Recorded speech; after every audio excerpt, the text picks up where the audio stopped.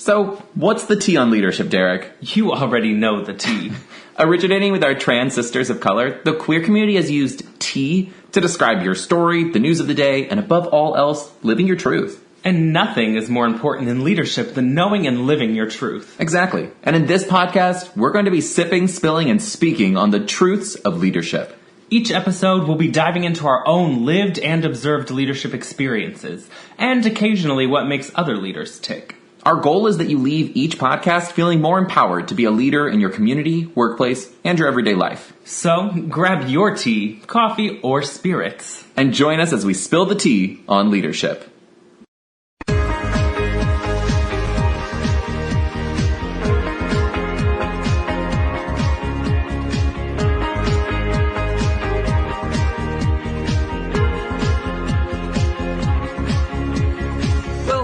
To LOA Today. I'm Walt Thiessen.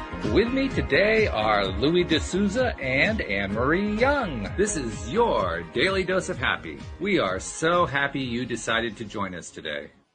And we've got this week off to a great start because we're kind of in a new phase here on LOA Today, in that we're going to be doing a lot of bringing on of guests. And if you wanted to start off the process of bringing in guests, I don't think we could have done a whole lot better than the gentleman who has joined us today.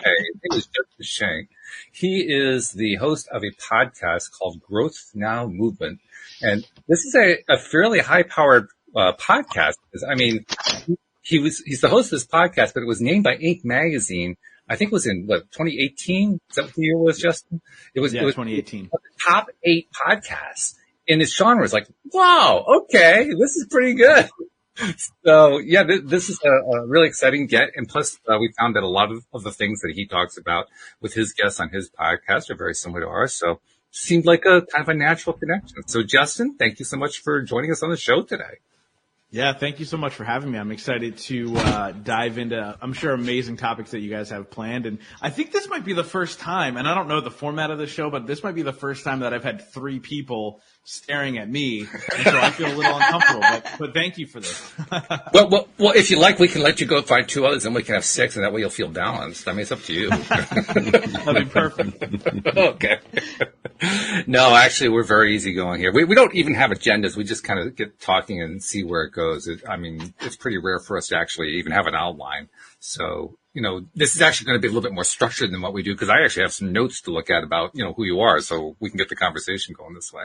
Now, I have to say, your About Me page has one of the coolest notes I've ever seen, because on your second paragraph, you start by saying, you see, if there was a senior superlative for least likely to succeed, that would have been me. I found myself with a 1.7 GPA while my mom was in the middle of a 20-year opioid battle and my dad was in jail. I mean, there's a great lead right there. Let me tell you, that is a great lead. Yeah. It's funny that you say that. When you're 16, you don't think it's a great lead into life, right? And the reality is, if it weren't for those hardships that I went through in my life, I wouldn't be where I am today. And that's 100% the truth. And my mom battled opioids for 20 years, and unfortunately she lost that battle about 6 years ago. And that was literally my rock bottom moment. But that was also the catalyst for everything that I've been able to go on to. Obviously a great podcast that now gets played in 100 countries every single week. And I work with some of the coolest people on the planet, and I host my own live events, and I speak over the country. And it's really from that rock bottom moment. And so I remember early on, as things started to take off with the podcast and I started to talk openly about my mom's addiction, there was like this feeling of guilt. Of like, wow, like this terrible moment in my life is really this catalyst for so much greatness. But then as I went and unpacked it more and had conversations with so many great people on my podcast, this seems to be a theme. And it really is those people who can realize that life is happening for me and not to me that changes the game for so many people. Instead of playing the victim over and over again, you're able to make a change from those moments. And your experience mirrors the experience of, so many people who've been on this podcast who have had some kind of seminal, they often call it a dark day of the soul moment, and they hit rock bottom, and then they climb back up from it, and then they look back and they say it was the best thing that ever happened. And here you are saying the exact same thing that everybody else says who's hit that kind of thing. And I've been there myself. I think most of us have. But that's a really interesting thing. Everybody says the same thing. The worst thing, they don't want to live it again. It's not like they want to go through it again, but the worst thing that they went through was the best thing that happened. 100. I would never want to do it again. Whether they were my own choices that led me down terrible paths of multiple failed businesses, or hey, it was my own choice to fail in school. It's not that I have any learning abilities or anything like that. It was truly my own choice. But the reality is, I would trade all this to have my mom. But you can't do that, sure. Right? And you can't. So you have to have the right mindset going into every single thing in life. And I've realized through the course of my life and seeing times I've hit quote unquote rock bottom, I think the greatest lesson that I learned was we actually choose our own rock bottom. The downside to that is most people don't realize that. So they can't put a descriptor on, this is my rock bottom moment, I'm going to change it around, right? Like take my mom, for example. She couldn't get out of her rock bottom moment. So it was one rock bottom moment after another until unfortunately it took her life. And so if we can define and we say to ourselves, right now is my rock bottom moment, we're never going to allow ourselves to fall into those dark moments again. To have bad things happen since my mom passed away? For sure. Like I built my whole entire business off of a live event and speaking all over the country, and then COVID happened, right? And so one of two things could have happened in my life. I could have sat and wallowed and said, this is terrible, or said, what kind of thing is doing for me? What lessons am I to learn? What kind of things can I do to pivot? And so that's really, it's really that choice of saying, this is my rock bottom moment. And then again, using that as a catapult for greatness, however you define greatness or success in your. It's true. And by the way, a couple people are in the live stream, so I wanted to say hello to Sam. Hello, Nasha. Good to see you. Hi guys. And somebody else who has a link there I don't think we want, so we'll just get rid of that one. But those things happen. That's just part of the plan. But yeah, absolutely. What you're describing is the same story. It's the same story that we hear over and over again. And it reminds me of something that I saw, I think it was Will Smith said. He was Instagramming or something while he was driving. And in this little video, he talked about how all the people who have had remarkable lives, famous people, hugely successful people. He talked about how they had all failed a lot more than they had succeeded, and that it was the routine. It was the regular way things happen. And I thought it was really on point. It was excellent. And lots of people saw it, which was great, and it got a lot of great reaction, but I'm not sure how many people really appreciate that. That's a big deal, isn't it? Yeah, too. I actually just finished his book, which was absolutely phenomenal from a standpoint of how to view life. But it's so true. The reality is those are the people that just take more chances, right? They've failed more than most because they've tried more than most. Most people fail and go up, I'm not good enough, or I'm not worthy enough, or I'm not whatever. And it's those people who constantly get back up and try again and try again and try again, and then consistently show up and be very, very persistent in what they're doing, right?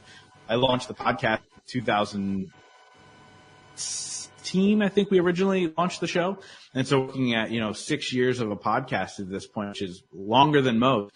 And it was honestly, I have the success because I consistently showed up every single Tuesday at 3 a.m. Eastern time for years. And then over time, the audience grew and I was able to make great connections and then utilize that to grow a platform. But that was after, again, multiple failed businesses and, trying to figure out what is my vehicle? Like, what is the thing that's supposed to catapult me to the next thing? I always thought it was a book. I was like, I'm going to write a book.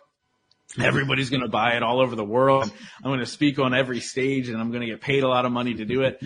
And so, by the way, the book still hasn't been written, although I'm writing one now. So there is a book coming soon. But with that being said, it was really about trying different vehicles, right? When I was 23 years old or 24 years old, I started a company that put together small seminars that focus on personal and professional growth. And we used a lot of local people where I live, and it was a success for X amount of time. And then we decided to double down and go all in on an event and pay a speaker a lot of money. And we ended up selling 3 tickets to the event and shut down the business. But here I am 10 years later doing events again, but they just happened to be successful.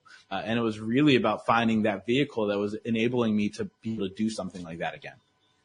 What do you think made the difference this time around? I mean, you mentioned you went through a few failures and then you had this one succeed. Why do you think this one succeeded?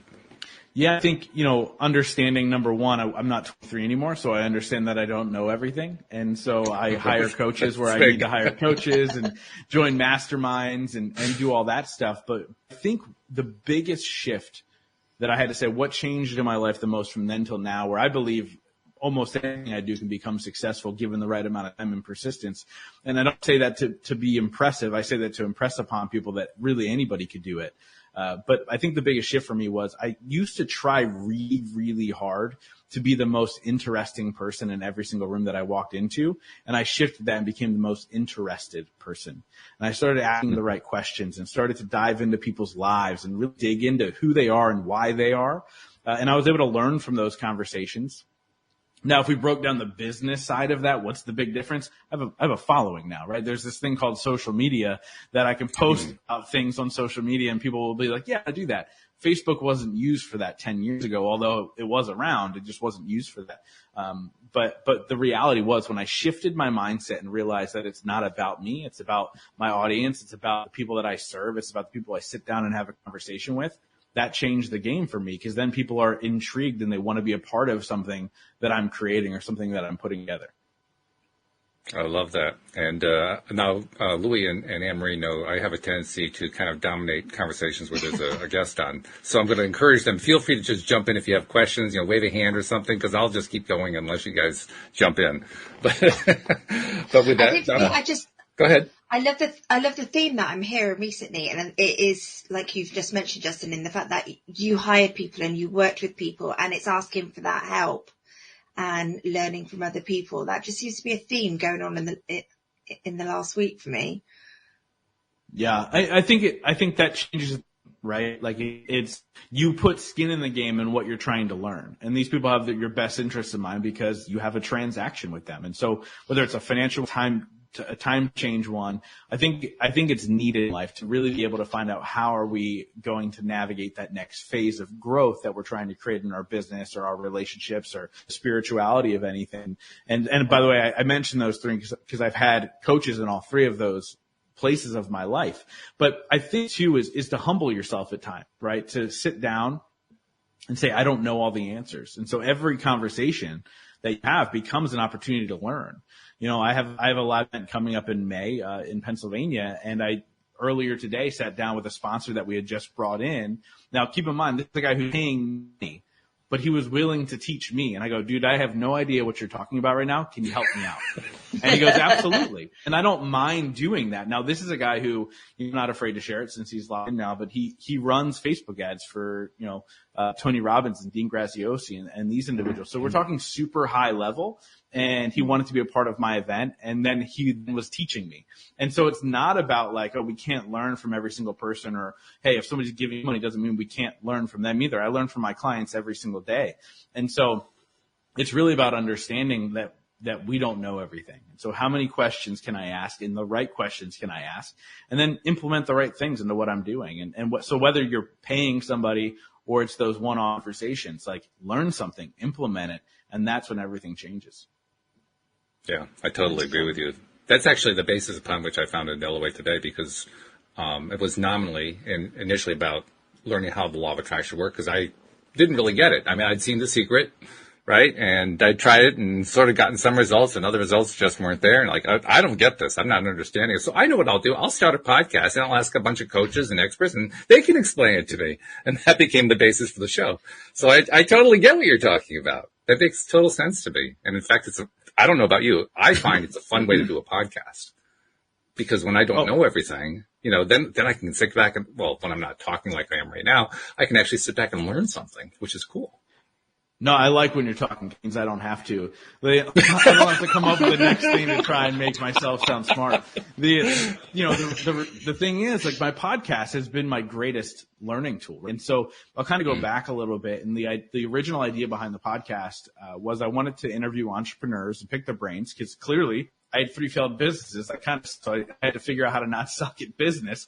And so I was like, this is kind of a cool vehicle that I can connect with some really neat people. And in the time frame of the idea of the podcast and when we launched, it's when my mom passed away.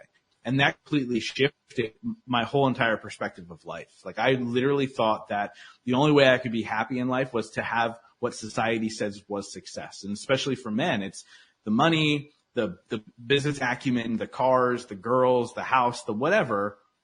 I thought if I could figure that out, if I could get that piece, then I'd be happy. And when Mom passed away, it was a total shift how I viewed life in general. And it became so much more about how do I find fulfillment in this moment? How do I love myself? How do I love myself when everything is falling apart around me? And how do I smile when things are really, really tough? And so organically, I started asking these people on my podcast these types of questions. And honestly, for the first 2 years of my podcast, every single question asked for me. I was navigating these things. And actually back, if you go super early on, you can see clumps of episodes where you could step back and go, okay, Justin was struggling with his relationships, or Justin was struggling with business, or because I would literally just bring in experts in those different types of fields. And I would just pick the greatest tool. And there are still moments that I get to do that and try and, figure things out on my own through the podcast. But I also ask my audience, like, hey, what do you want more of? What types of conversations do you want me to have? What topics do you want me to cover? Who do you want to see on the show? And I try my best to obviously, bring them on. Actually, Friday this week, we're having Gabby Bernstein come on the show for a second time, and, excited to sit down and dive into some amazing conversations with her. And those are the types of conversations my audience likes. So I give that as best I can. That's fabulous. That's really good. And I love the attitude. Louis is uncharacteristically quiet. I mean, like I said, I can actually talk through a whole show. Louis can actually take over an entire show, and he is hasn't said a word yet. So I got to ask, Louis, are you okay? Are you feeling okay? Well, you know me, Walt. I'm doing exactly what Justin said. I'm keeping quiet and listening and learning, because, when somebody understands what Justin's just talked about there, how much do I know? It's this amount. How much don't I know? It's infinite. That's the basic philosophy of what you've been talking about there the whole time. And a lot of people don't get that. They're so proud of their little bit that they know, and they want to share it all the time, that they don't leave space for anybody or anything else, and then they don't grow too much. But when you turn that around, that's when your philosophy becomes really clear, and, there's so much more out there. My life's been fairly similar to yours. My mom died of rheumatoid arthritis for 20 years, and it slowly ate her away. And to believe me, that's a disease of the mind. So there's a lot of similar things you were saying there that's happened to me, and there's so much I don't know. And often on the podcast, when I tell people, like I did the other day, that I don't know anything, everybody looks at me like I'm mad because they think I know everything. Sometimes. But there really is. There's so much more to learn. I mean, the amount I'm learning at the moment is gargantuous, because I'm really big into soil, and, let's improve our soil at the moment, because I'm really focused on that. So, and I just learned tons of stuff, and I'm going to talk about that now for quite a long time, because first of all, the passion's there. Second of all, it is a solution to save the entire planet from almost everything. But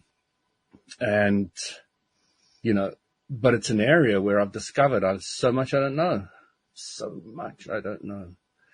And, there's a lot of questions I'd like to ask you, because, you doubled down after your mom's death. What's the story? I mean, I'm sure there's more of a story behind that. There's something that I'm sure is in all your millions of podcasts, but if you could maybe summarize in 25 words really those pinnacle points. Yeah. So first I'll say yourself. Yeah. First, there is a lot there, right? Because, we're talking about a 6-year journey, and it's a journey that I'm still on and that I'll always be on. Before I get there, I just want to acknowledge your mom, and I that's terrible, right? And I'm sorry that you went through that. But another thing I want to acknowledge is you kept going, I know this much. So I know about this much. So if we give a real kind of scale, I know this much. But yeah, so really my mom passed away. It sounds magical in a way, right? My mom passed away. All of a sudden I built this podcast and everything took off. But the reality of that moment was I actually ended up getting blackout drunk 6 nights a week for 3 months straight. Oof. Without Wow. negotiation. And it was me numbing pain and trying to figure out my place and trying to not go through the true process of grieving that we have to go through, until there was a day that I had a coach at the time, and she called me and she's like, "What are you doing tonight?" And I said, "I'm going out with some of my friends." And her response is, "No, you're not. You're going to sit and you're going to feel this Okay. And that evening I sat and I felt every single emotion that I was feeling, and I went through all of them. I mean, happiness, sadness, pain, anger, all the things. And it was one of my least favorite nights of my life. But when I woke up the next day, I felt this immediate weight off of my shoulder. And I realized, I kind of said to myself, I was like, okay, now the work can begin.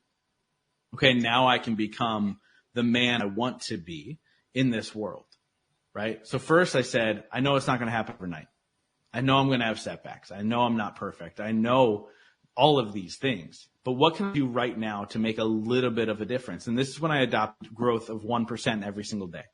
In some way, shape, or form, I wanted to grow 1% every single day, whether it was in my business, in my relationships, in my health, whatever the case may be. It was to just shift that little knob a little bit every single day. Honestly, what you see now is the compound effect of all of those things, of learning, trying things, implementing the ones that worked, and forgetting about the ones that didn't.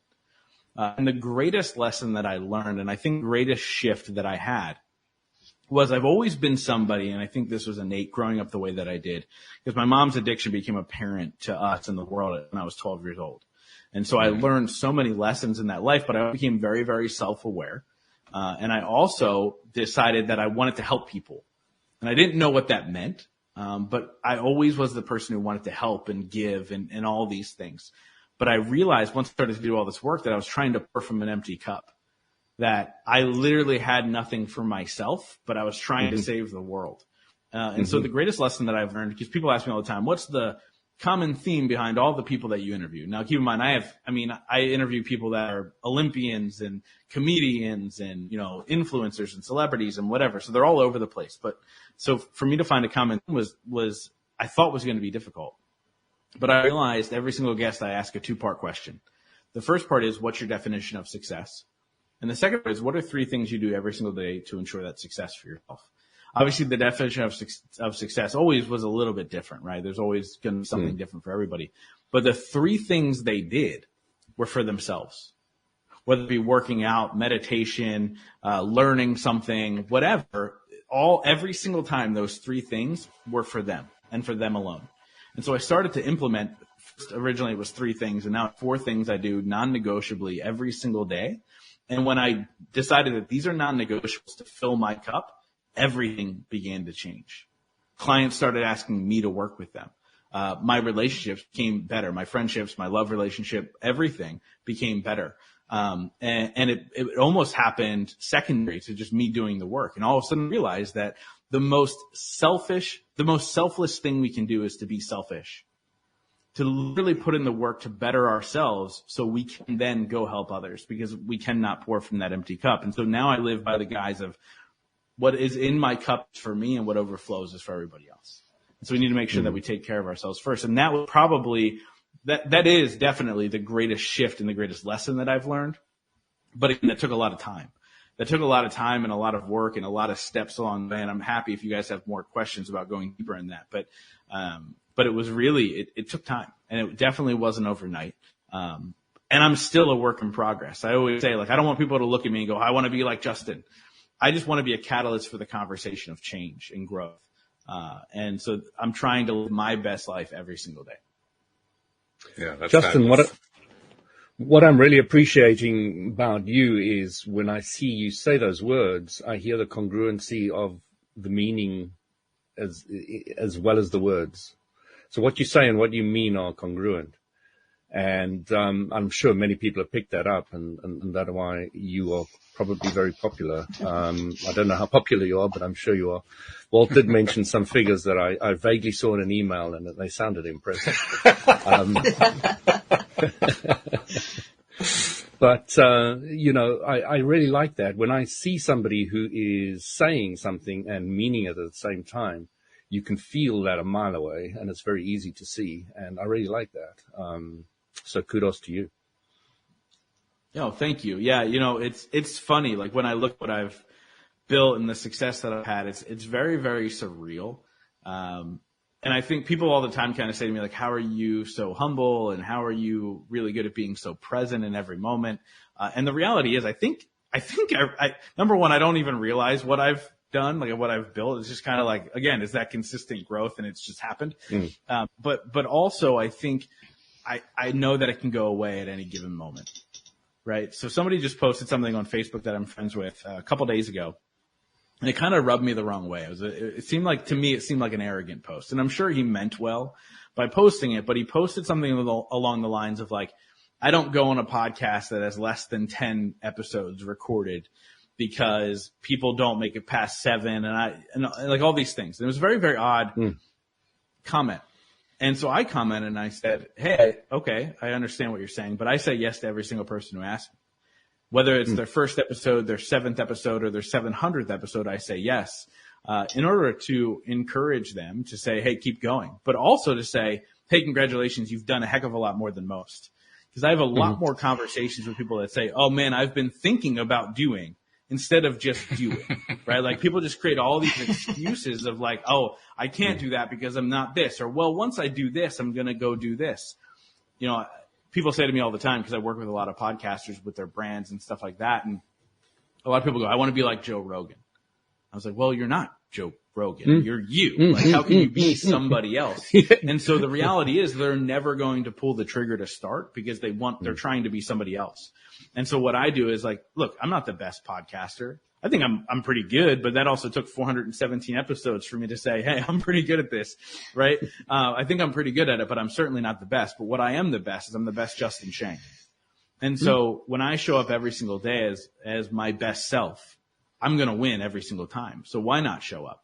And the reality is like, hey, look, and obviously I see comments. So there's more than one person watching this. That's exciting.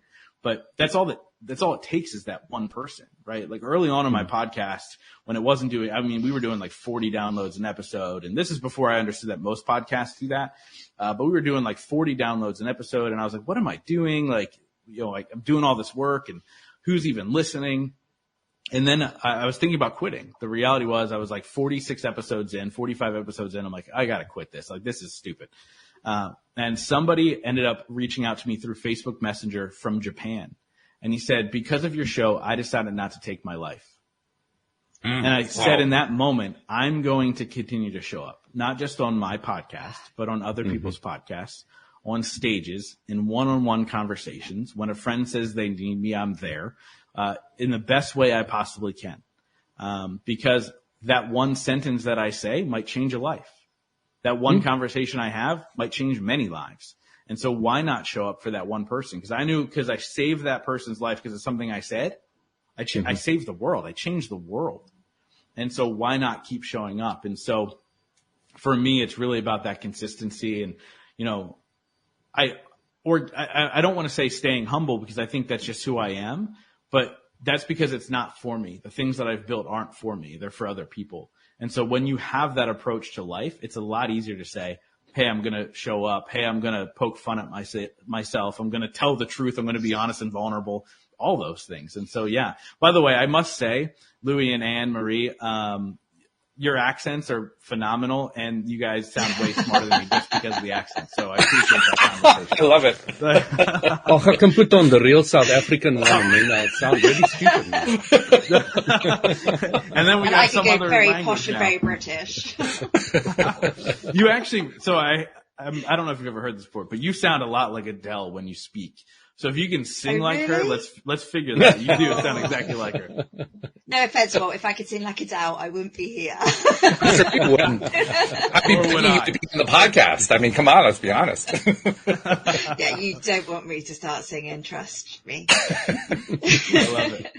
I do love something that you were saying earlier. You described it as selfishness, and that's fine. It's a perfectly legitimate way of saying it. But I saw what you were describing as self-care.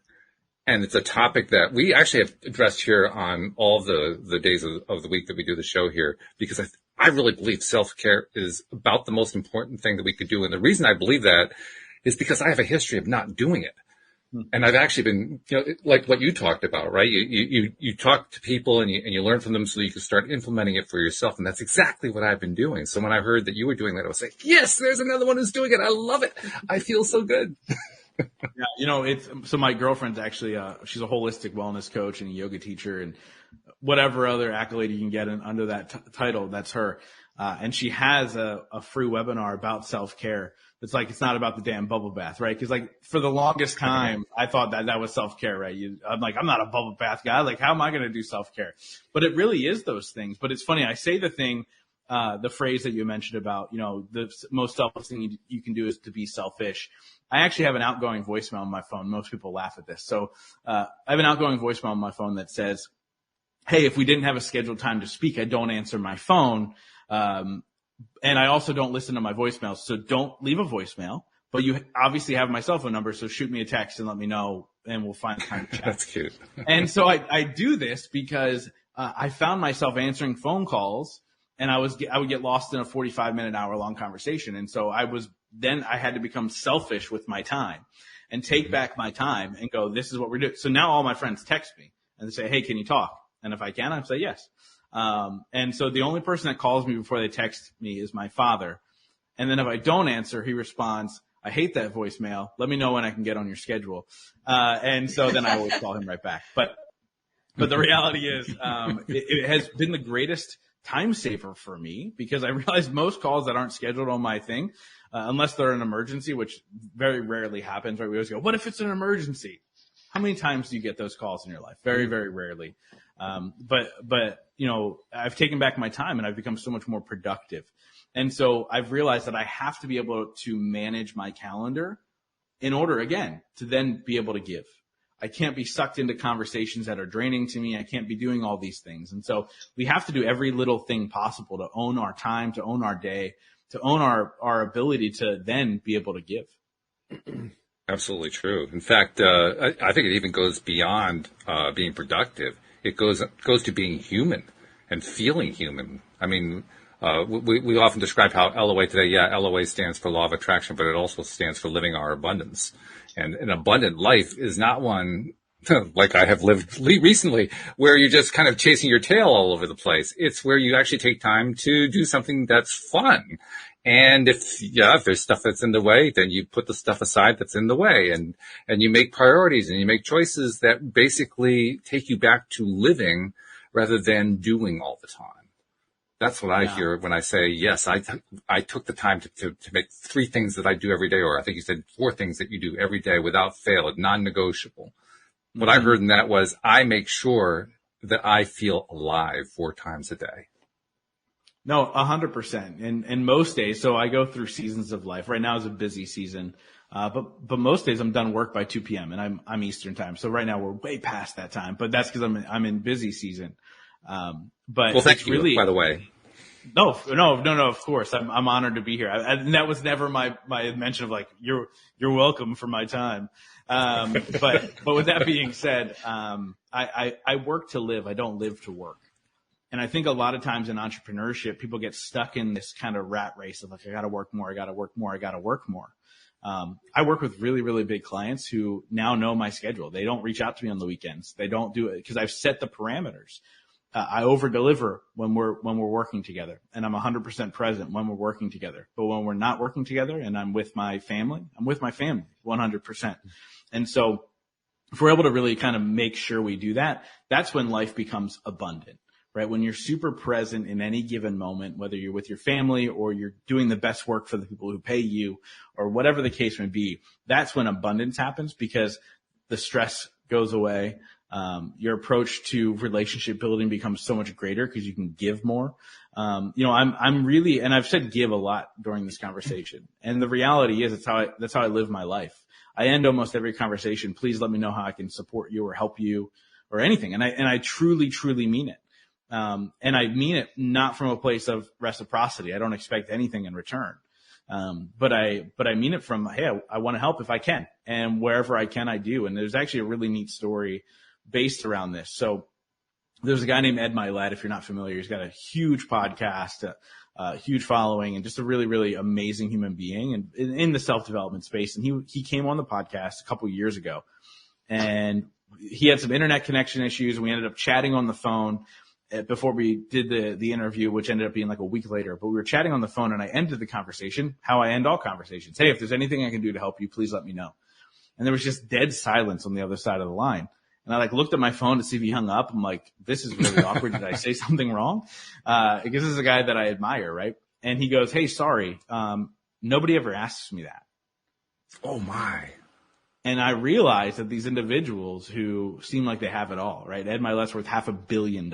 Like, we're not talking pennies. So these guys that we see, they have it all. Nobody ever asks, hey, how can I help you? Because people don't think they can help. Mm-hmm. But the reality is an ear to listen is help. A hug when needed is help. And I came up with a couple ways that I could help Ed, and him and I to this day still stay in contact because of that conversation. And so I approach every single conversation that way. And it's weird telling people that that's what I do, because I'm going to end our conversation with, hey, if there's anything I can ever do to help you guys, please let me know. But just know that it comes from a very sincere place. That's really cool. That's interesting, too, because that actually ties into something that was a topic of a show we did last Wednesday with my two co-hosts who do that show with me. We realized I went through all of the podcasts. I've actually been doing podcasts for 9.5 years now. And I went through all the podcasts, and I found that we had never made encouragement a topic. So we did an entire show on encouragement. And that's really what you're talking about there. I mean, yes, you're also offering to help somebody, but really you're encouraging somebody, and you were encouraging somebody who, like you said, most people would think, well, they don't need encouragement. They've already made it. They got it all together. I mean, it's bad enough that we don't encourage each other very often, but then we are even more sparing about it with somebody who seems like they've got it all together. Yet all of us need encouragement on a regular basis. No, 100%. So, hey, I encourage you to keep going. 9.5 years in podcasting. I knew, by the way, when I said 6 years, I looked at you and I'm like, oh, this guy's been doing it longer. I could tell. I could tell by your reaction. I was like, 6 years is a long time. And you're like, it is a long time. And so, but it's funny. It's all that people in the podcast space, as they're coming up, they're like, oh man, you're like the OG. And I'm like, no. There are people out there that have been doing it for 20 years, right? So there's always somebody who's been doing it longer. Oh, yeah. And I speak at PodFest every year. And that's where I get to meet these individuals who are like, oh yeah, I used to have to go to like a radio station. I'm like, dude, I bought a $60 microphone 6 years ago, and got lucky. You know what I mean? So it's an interesting thing when you get to talk to people who've been doing it longer, because it truly, truly, truly is a labor of love. Yes. And, so I honor you for that for sure. And I love what you just said, that it is a labor of love. I've actually probably bored listeners by saying how often that I've said it, that I do this because I love it.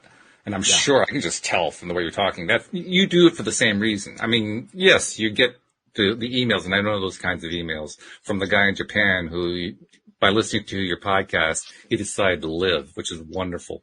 But you do it because you love it. Because, I mean, you can hardly wait to do the next episode. Sometimes. Maybe I should just speak for myself on this one. I mean, I do, because it's like the highlight of my day very often. So I'll just say that for myself then. Yeah, and podcasters, we punish ourselves, right? So, look, I've been fortunate enough that I get some really cool people in my podcast, right? People that I admire, and celebrities and all these things. And so I decided, I was like, hey, I built this platform. Let me help young entrepreneurs. And so I put out a feeder of people who wanted to, hey, would you want to be on my podcast? So I'm adding a second episode called Growth Now Movement Rise. And it's about young entrepreneurs on the rise. And by young, I mean, it doesn't matter their age. It's just the first couple of years, in business. I think the parameters are something like first 3 years of business. And I was like, hey, let me put you on my platform. The reality is, I'm like, where do I find the time? And I put this out at the end of this last year, and here we are at the middle of February. And I'm like, I don't know when I'm recording these things. And of course, I have to go through, it's like 70, applications and so on and so forth. But it was one of those things where I was like, yeah, like as a podcaster, let me just just pile on the work, just keep piling on the work. Because these conversations, especially as an interviewer, you do the research, you have to stay super present, you have to constantly be thinking and listening at the same time. It gets tiring. I have a rule, I can't do more than 2 interviews a day, as the person interviewing, because I literally get exhausted. Wow. Okay. And that could be the ADD, but it's very, very difficult for me. So I cap it at 2, and I'm good for the day. So now I don't know how I'm going to do these other ones. So we'll see. It's again, labor of love. And you'll take it one at a time is what you'll do, because you'll also take the time to take care of yourself and do the self-care stuff that needs to be done anyway. And then you'll probably pile on a little bit extra because you're doing 2 interviews a day. So, you just do what you have to do, right? Exactly. And some cat naps along the way, right? Yeah, right, exactly. But assuming you can do, I've never been able to do naps. I try. It's like, no, you don't want to see me after I wake up after one of those. It's not pretty at all. Like, oh, okay. What are we doing next? No. Yeah, that's the interesting thing is, I can catnap pretty much anywhere, anytime, but there's there is a requisition, and that is I must be tired. If I'm not tired, I don't sleep. It doesn't matter what the time of the day or night. If I'm not tired, I simply don't sleep. I get up and I do something. But if I'm tired, I literally sleep anyway. It's so easy. But as I say, there has to be that prerequisite. Has to be. I wish it was easy for me. I wish it was easy for me. So currently, I'm doing 75 hard. That's a good way of calling them. Yeah, I mean, I would love to be able to figure that out. I mean, I'm doing something called 75 hard right now, which is 75 days straight, 2 45-minute workouts. One has to be outside, which I live in Pennsylvania, which there's currently snow on the ground. A gallon of water, no cheat meals, no alcohol, 10 pages of a self-help book, and a progress photo every single day for 75 days straight. And so I'm usually a person who I'm up till, 11, 11:30, 12 o'clock at night, but now I'm going to bed at like 9 o'clock.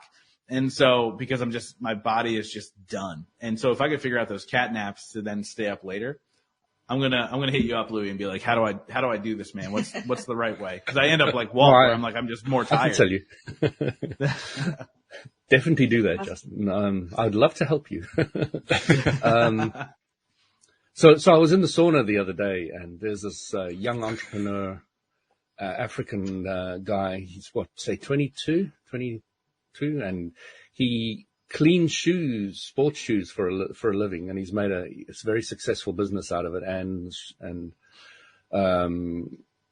Bitcoins trading. So between those two, he's been very, very successful, and he had a very jilted vision of women in this day and age. He just didn't think they cut the standard at all for him, and I gave him a brief synopsis of my encounter of meeting my wife on an energy course for 7 days, and she moved in after the 7 days, and 2 days later we knew we were going to get married and have kids, and so we got married at Victoria Falls, etc., etc. It's just an incredible story. You can have a listen to one of the podcasts where I go into it in great depth, and we're still married with 2 kids, and many years later. Wow. So I said to him, actually the girl there said to him, well, what are you doing? And he told us all about his little business and all the rest of it. So after I explained this, the girl was fascinated with my story. She was like drooling all over it. And she asked him more questions, and it was a beautiful interaction between the three of us. And I said to him, when do you think you're going to be ready to give back? And he said, oh, but I need to have more money and do this and do that. And I said, what can you do right now in this moment? What can you do to give back? What's the greatest gift you can give anybody? And he just looked at me blankly, and I said, I believe that the greatest gift you can give anybody is your own happiness. Can you be happy right now? And it was like a light bulb went on, in his mind. And he was like, oh, yeah, I suppose I can do that. And, he just started beaming, and it was just so great just to see him like absolutely light up. And he was shaking my hand and asking for my name and everything. And it was just really nice. But he really started getting it that he can do something right now. You don't have to wait. You don't have to do something to give something. It doesn't have to be a long process. If you start giving people your own happiness right now, or more importantly, your alignment, now you've taken a long time. You're always creating the idea that you know what you don't want. So you've gone through what you do want. You've done a lot of that. So you've talked about that a lot, specifically what you don't want. And that's the way you keep it real for everybody. And I understand that, but you could have shortened that process a lot by really focusing a lot more on what you do want. It could have speeded up that whole process. Not that anything is wrong with the way it's gone. Yeah. Because 100%. No, I will tell you this. Most 23-year-olds don't know what they want. And so that is what I was working on. Absolutely. Yeah.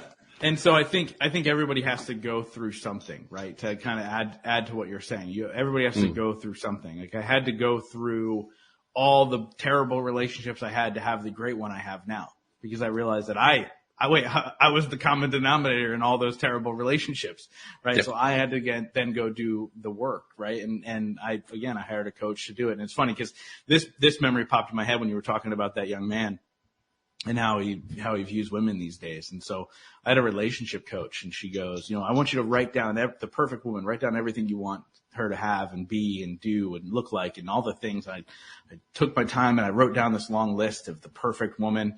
And she goes, great. How's it? Okay, look at that piece of paper. You want that? Blah, blah, blah. Goes the whole thing. I'm like, yes. And she's like, are you the person that deserves that woman? And very quickly, the answer was, wait, hold on.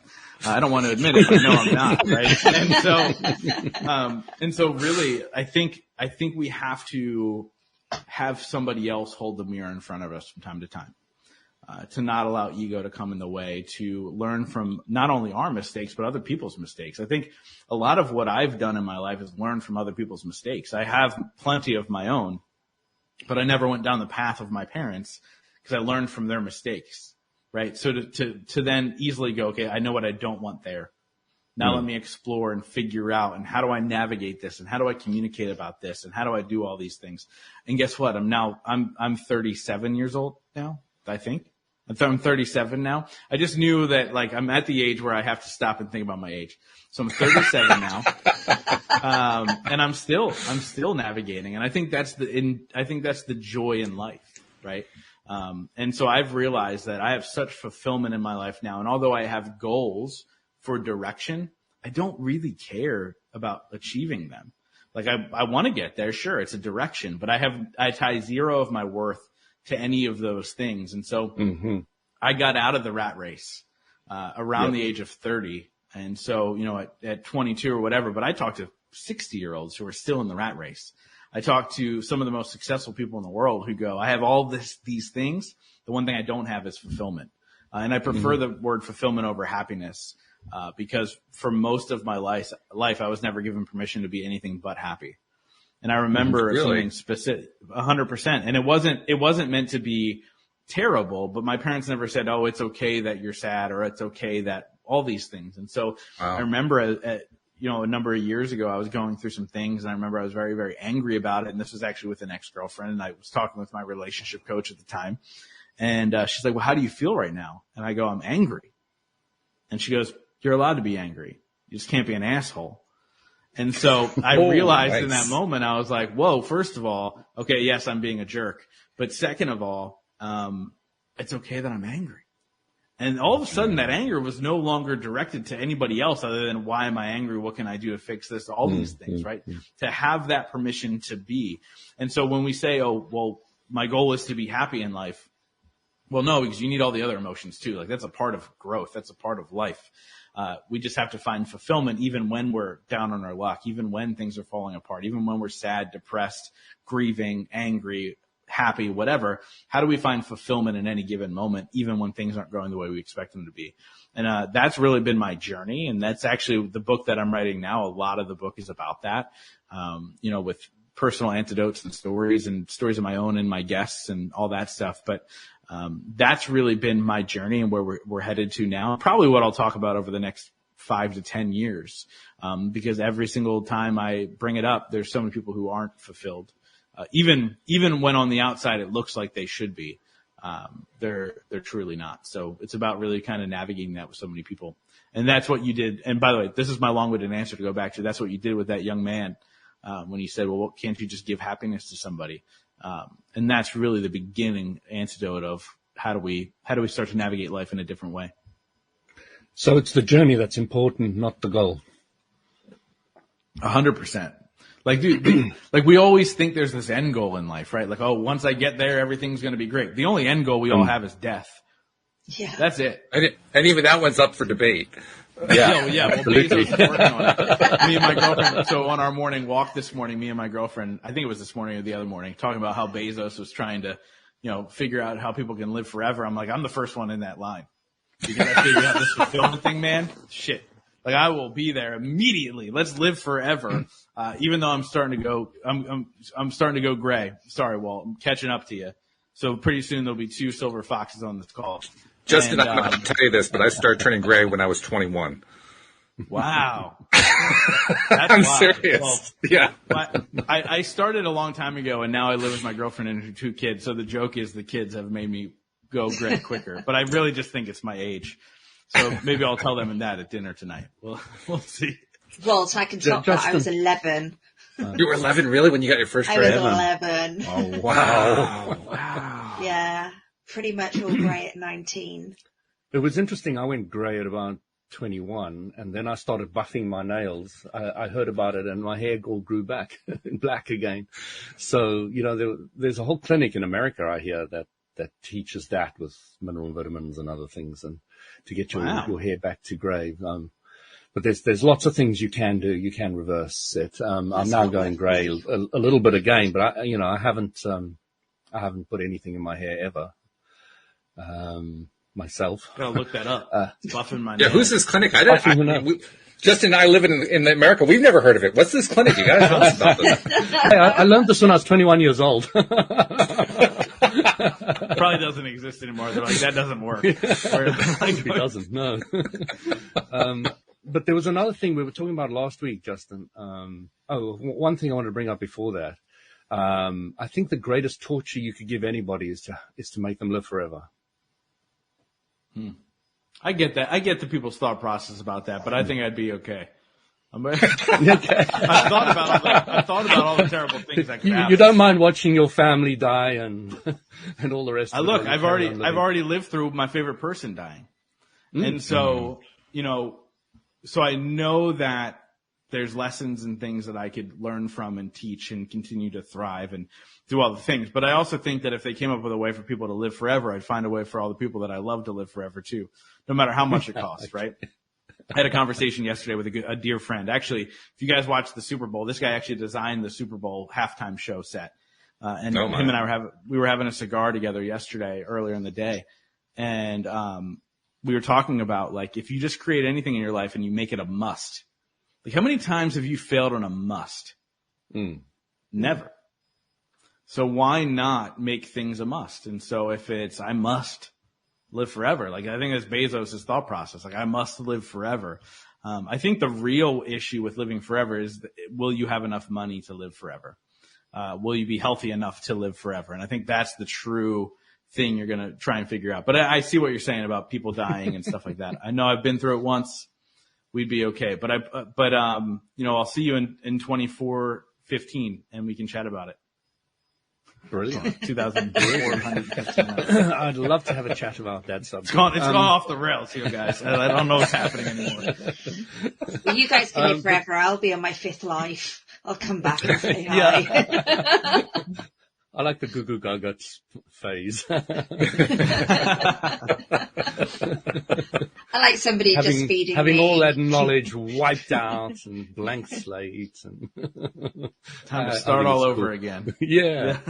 But so the other thing is, Justin, we were talking about last week, the idea that I never want to look up to anybody, because if I look up to them, I usually, if I look up to Justin and, I think he's great and he's this and he's that, I put him on a pedestal and I give him attributes he doesn't even have. Okay. But, if there's one bit of advice I like to give to people these days, it's a new thing for me. My new advice is, my old advice is. Oh, I see. Okay. So never look up to anybody and never look down to anybody. Because if you look down at anybody, you're kind of, you're looking at what you don't like about them, aren't you? And when you're looking up to somebody, you're kind of creating them bigger and better than they actually are. And it actually makes the people feel awkward as well. So the greatest thing that I've started to learn is to just see people as they are. Just as they are. And, that you can gain so much from that and give to the world so much, and I remember in the army when I was shivering, when my knees were shaking because I'd been a naughty boy. And I was up on reprimand and I was standing there shaking in front of the major. And, it just felt so wrong. And I went back and I analyzed it massively at the time. And I started to realize that I was never going to shake, no matter how big or high the person was.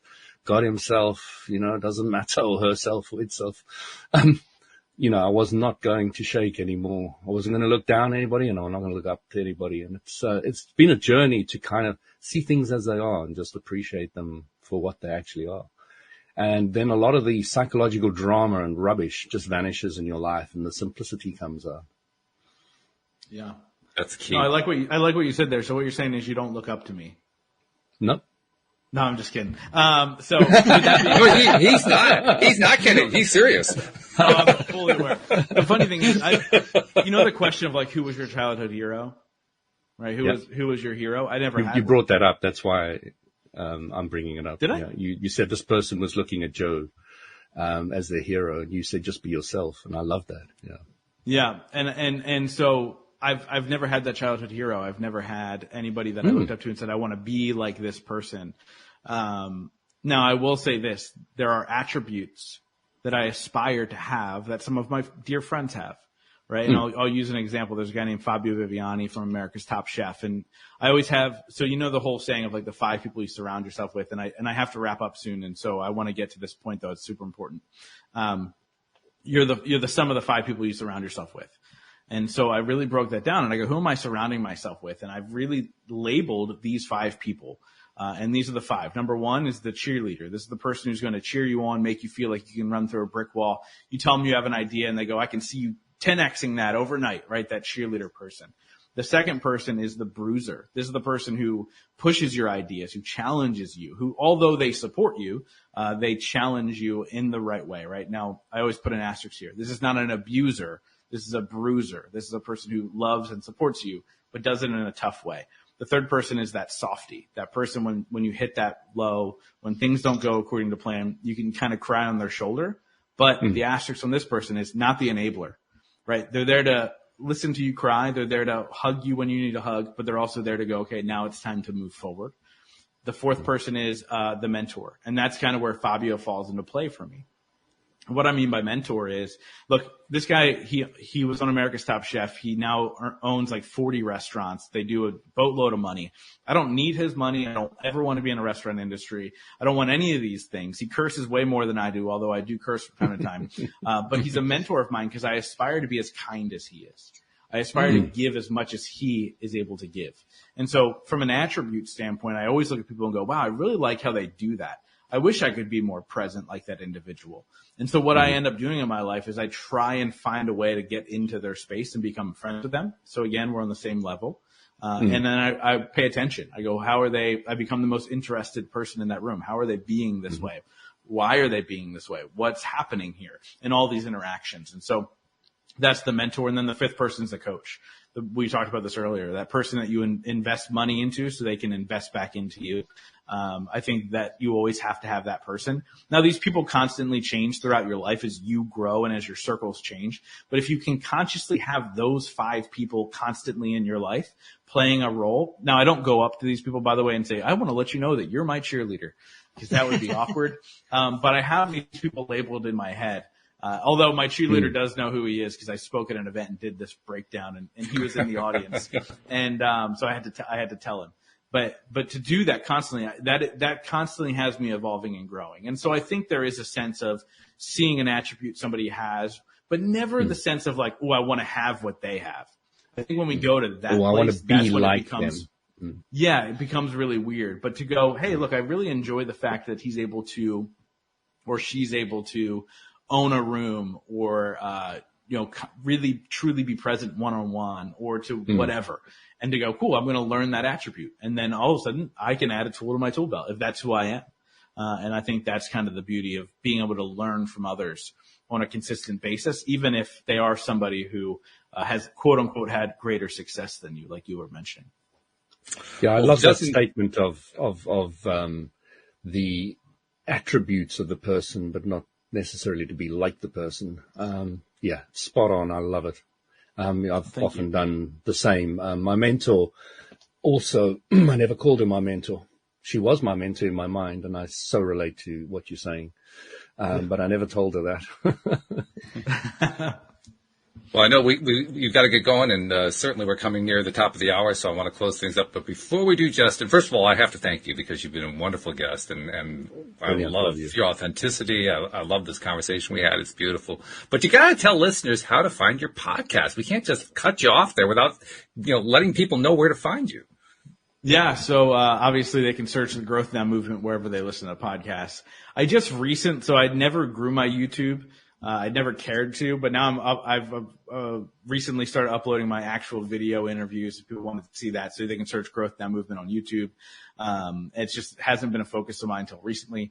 And then honestly, Instagram is my favorite place to hang out, at Justin T. Schenck, which you can see in the little photo here. But at Justin T. Schenck, you can find me there. Shoot me a message. I try and reply to every single person with a voice memo or a little chat. And so if you have any questions or if I can support them in any way, please reach out and let me know. And if they want to come and hang out in person, I have a live event coming up in May in Pennsylvania, so they can get tickets at growthnowsummit.com. So. Very good. All right. Well, we'll be sure to include those links in the description so people can pick that up. But Justin, thanks so much for being here on the program. This has been great. Absolutely wonderful getting to know you. No, thank you guys. I appreciate you and I appreciate your time, and I've loved the candor. I truly love that it went off the rails in a good way. It sounded like I was insulting you. I wasn't. No. Thank you guys so much. We go off the rails so much. I'm not sure what the rails are anymore, to be perfectly honest. They're probably around here. I think I left them in the backyard. Not sure. But anyway, no, this is Justin, great. if there's anything we can do for you, let us know. That's right. I had to beat you to it. Thank you guys. All right. Thank you guys very much. Thank you, podcast listeners everywhere. And we will see you all next time here on LOA Today. Goodbye, everybody. Take care, everyone.